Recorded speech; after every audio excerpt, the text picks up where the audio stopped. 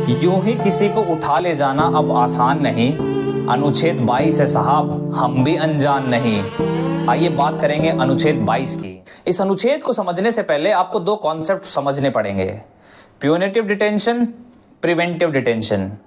Punitive detention का मतलब यह है कि किसी इंसान ने कोई जुर्म यानी कि कोई क्राइम किया है, उसके बाद पुलिस ने उसे अरेस्ट किया या डिटेन किया। लेकिन प्रिवेंटिव डिटेंशन का मतलब यह होता है कि जुर्म करने से पहले उस इंसान को अरेस्ट या डिटेन कर लिया। सरकार के पास ये बहुत बड़ा हथियार है और सरकार का मानना यह है कि ये हमारे लिए एक प्रिकॉशनरी मेजर है। अनुच्छेद 22 पे चलते हैं। Article 22 grants protection to all persons who are arrested और डिटेन्ड।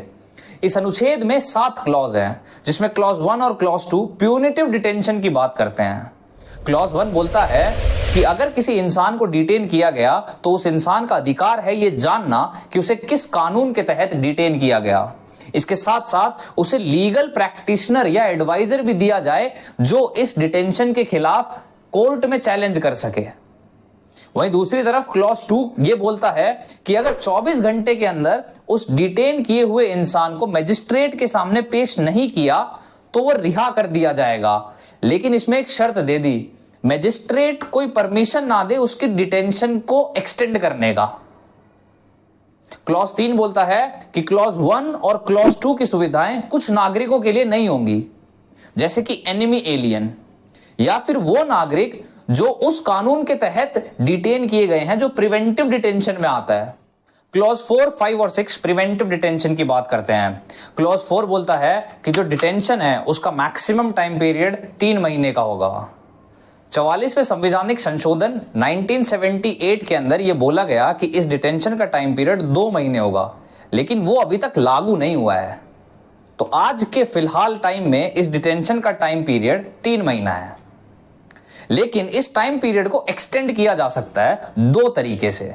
या तो वो जो ऑथराइज्ड बोर्ड है वो ये बोल दे कि अभी डिटेंशन को एक्सटेंड करो, या फिर जिस आदमी का डिटेंशन किसी कानून के तहत हुआ है उस कानून में जो एक्सपायरी है डिटेंशन की वो 3 महीने से ज्यादा की है।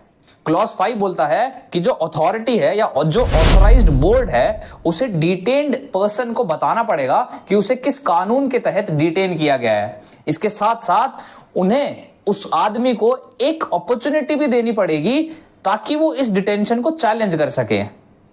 क्लॉज 6 बोलता है कि अगर पब्लिक इंटरेस्ट हुआ तो अथॉरिटी क्लॉज 5 की बातें नहीं मानेगी। कैसा कॉन्ट्राडिक्टरी बात बोलता है संविधान। बात करते हैं क्लॉज 7 की। क्लॉज 7 बोलता है संसद के पास ये अधिकार है कि वो बिना ओपिनियन लिए एडवाइजरी बोर्ड का कानून बना सकती है प्रिवेंटिव डिटेंशन के ऊपर। लेकिन इसमें कुछ बातों का ध्यान रखा जाएगा, जैसे उस कानून में maximum time period for detention लिखा ही होना चाहिए। इसके साथ साथ यह भी लिखा होना चाहिए कि जो एडवाइजरी बोर्ड है वो इंक्वायरी करते समय कैसा प्रोसीजर फॉलो करेगा। यह है संविधान का अनुच्छेद 22।